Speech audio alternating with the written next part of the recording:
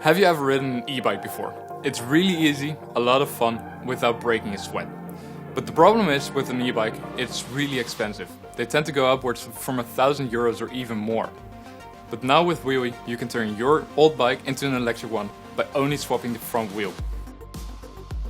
We had a big challenge in development. Generally speaking, an e-bike senses the pedaling inputs from a bottom bracket sensor installed on the bike itself.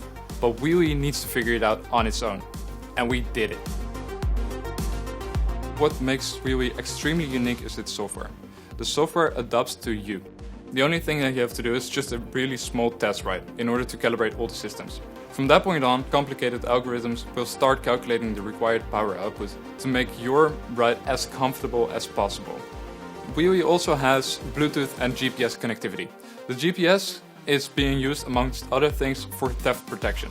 The Bluetooth connectivity is being used to constantly update the highly complicated algorithms in order to make your riding experience even better than it already was.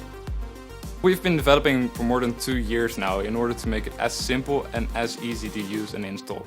So why are we on Kickstarter? The development of Wheelie is almost completely done. There are only a couple of finishing touches left to do on both the hardware as well as the software side.